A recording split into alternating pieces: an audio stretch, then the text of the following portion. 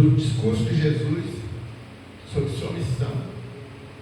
E ali entre os judeus, ele começou a falar então dos mistérios da salvação e da fé nele, sendo o Filho de Deus, e com a sua missão de trazer a salvação para a humanidade.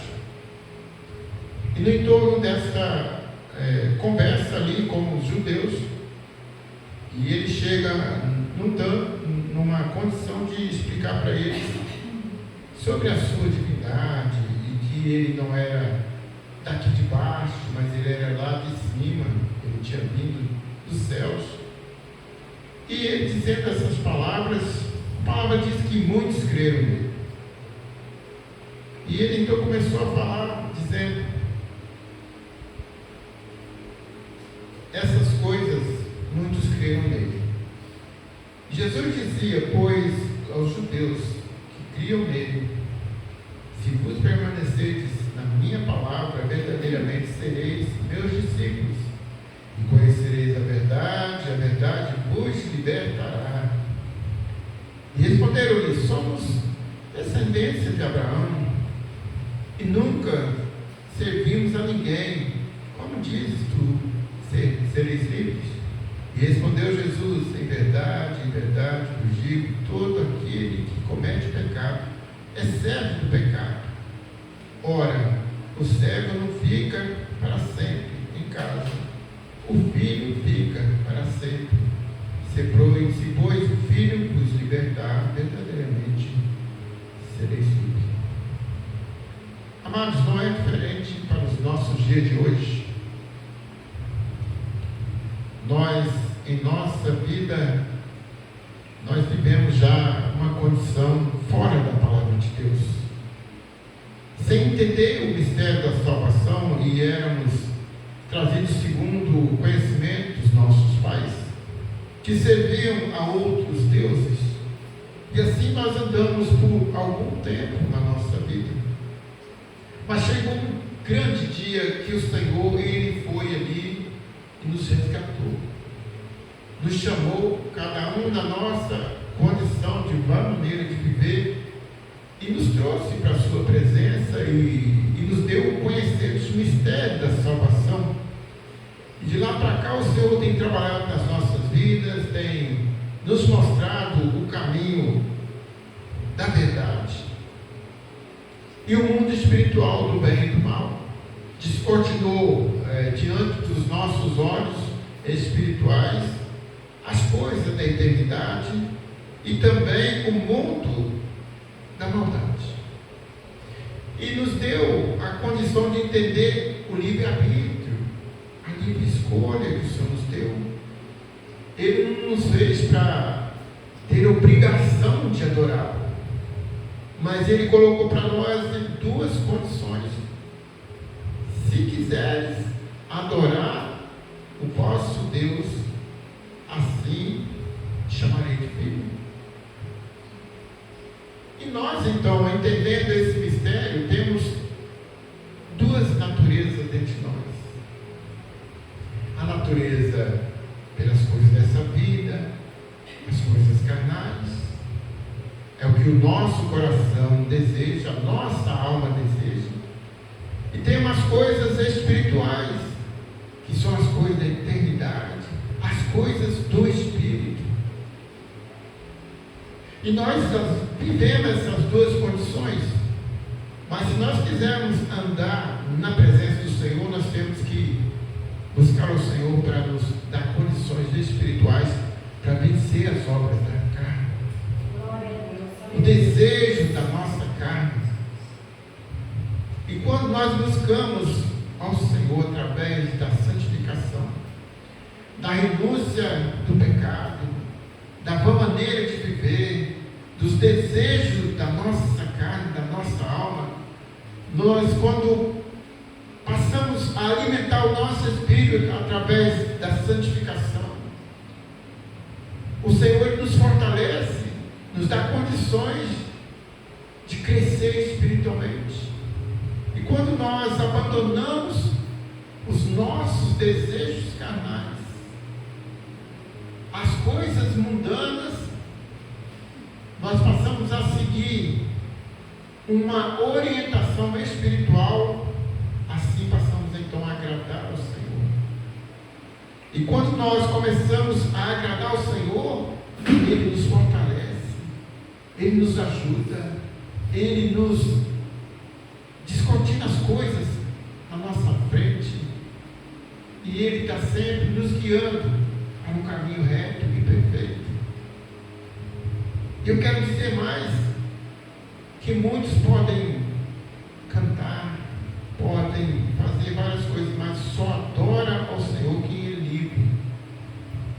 Quem é livre em Jesus, este consegue adorar ao Senhor.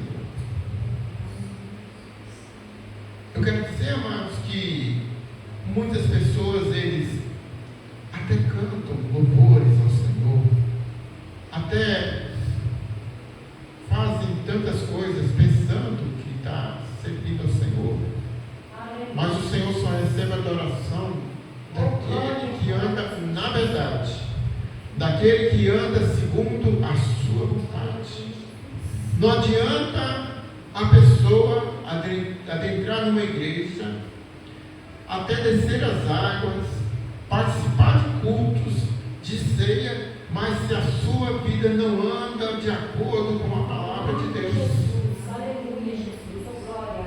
E muitas pessoas estão perdendo tempo dentro das igrejas, lideranças perdidas e confundidas, porque não tem a luz do Senhor na sua vida. Aleluia, Porque a luz do Senhor só permeia sobre a vida daquele que é fiel e é verdadeiro. Aquele que passou nas águas do Espírito. Aquele que recebeu o fogo do Senhor na sua vida. Que as pessoas estão indo na igreja para desencargo de consciência, para ouvir um louvor bonito, para sentir ali aquela alegria momentânea, e aquela histeria toda de pular, de levantar braço, de tudo, não passa do teto da igreja, porque a sua vida é errante, a sua vida é falha, a sua vida é pecaminosa, e assim o Senhor não recebe o louvor dessa pessoa. O Senhor só recebe o louvor daquele que é adorador. E para adorar o Senhor tem que andar em justiça e em verdade. Não adianta ser um homem, aparentemente uma mulher de Deus na casa de Deus, e a sua vida está na prostituição, no adultério, no erro, na mentira, no engano, na bebedice, no pecado dessa imundície de vida aí fora. Aí depois reclama: ah, mas a porta não abre para mim. Ah, mas que eu só vivo doente. Ah, que eu só vivo assim, assado. Eu não consigo prosperar. Aleluia. Como é que a plenitude de Deus vai recair sobre a vida de uma pessoa que não está na presença do Senhor? Como é que a graça do Senhor pode alcançar uma pessoa que só vive nessas condições? Precisa haver renúncia. Precisa haver o nojo do pecado. E precisa se quebrantar o coração. Não adianta esse povo aí fora, aquela cantarola dizendo que o Senhor está renovando, que tantas coisas estão acontecendo, mas não vejo ninguém. É difícil ver alguém caindo de joelho, igual eu vi esses dias um vídeo, uma praça cheia de pessoas arrependidas, chorando, pedindo perdão pelos seus pecados. Isso é avivamento. Aquelas pessoas estão cantando lá, nem todos estão no avivamento. Avivamento é quando a gente se arrepende do nosso erro, pede misericórdia ao Senhor e se quebranta diante do Senhor, coloca a boca no pó e pede perdão. Senhor, a partir de hoje eu mudo a minha vida pelo Senhor. Não é a partir de hoje o Senhor muda a minha vida, não. É você que tem que mudar a sua vida pelo Senhor. Oh, É eu que tenho que mudar a minha vida pelo Senhor. Está muito errado as pessoas. Ah, Senhor, muda a minha vida, muda o quadro da minha vida. As pessoas entraram em tanta confusão que é que o Senhor os tira de lá.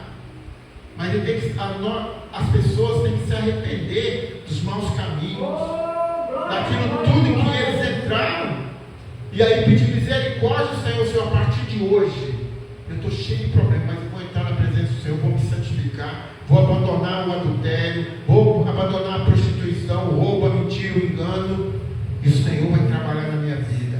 Aí então, o Senhor já entra com o seu recurso. Mas enquanto não haver renúncia de pecado, o Senhor não tem como trabalhar. E não adianta alguém falar: ah, pastor, ora por mim, ah, irmã, ora por mim.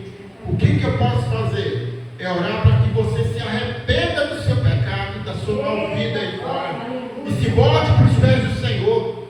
Eu não posso ficar orando para Deus tirar o problema que você entrou, não, que é você que tem que cuidar disso aí. Os problemas você vai pagar as consequências. Isso aí não precisa orar para Deus tirar, que Ele não vai tirar, não. Você vai entrar na presença do Senhor, vai passar as consequências de tudo, até você ser limpo, até você encontrar o Senhor de verdade. E nós temos que ter sabedoria para orar por alguém quando pede oração, porque senão a gente entra debaixo do jugo de pecado que a pessoa cometeu. Temos que ter sabedoria, orar para que ele tenha força para se voltar diante do Senhor e renunciar ao seu pecado e pedir a vida do Senhor. Nós não temos que colocar nossa mão debaixo de jugo de ninguém, ficar pedindo: ah, Senhor, tira isso, ah, Senhor, tira aquilo. Se ele entrou, ele vai dar conta com Deus. Temos que ser sábios, e Deus nos abençoará. Senhor, abençoa todo aquele que está debaixo do pecado, que ele possa renunciar a isso e entrar na presença do Senhor. Senhor, dá vitória a ele. Isso podemos fazer. Agora, Senhor, tira isso, nós não podemos fazer, não. Porque se o próprio Senhor deixou ele ao léu com os seus problemas, imagine eu entrar debaixo da situação que a pessoa entrou. Então temos que ter muita sabedoria. E Deus nos abençoará, estará nos orientando como trabalhar no meio desse povo errante e pecador. Nós também erramos, falhamos, porque somos pessoas humanas aqui nessa terra, mas nós não vivemos no pecado. E quando a gente vacila, a gente corre, pede perdão a Deus, renuncia aquilo, a gente passa até períodos sem ouvir a voz de Deus por causa de um deslize que a gente dá. E é ruim demais quando a gente ora e não sente, não ouve a voz do Espírito Santo. É ruim demais. É triste quando a gente comete uma falha e vai buscar o Senhor e não ouve a voz do Espírito, e não sente o toque do Espírito. Aí é hora de nós colocarmos a boca no pó e pedir misericórdia e renova, Senhor, a minha vida. E ali é um período de busca, e aí de novo, Senhor, vem com a sua misericórdia e abençoa nossas vidas. O segredo para ser fiel é viver sobre renúncia. Se eu falhei agora, eu procuro não falhar mais ali, porque eu já tenho uma situação que já me ensinou que aquilo ali vai me fazer cair. Então corre do caminho do pecado, se santifica cada dia, para que você possa estar sempre debaixo do palio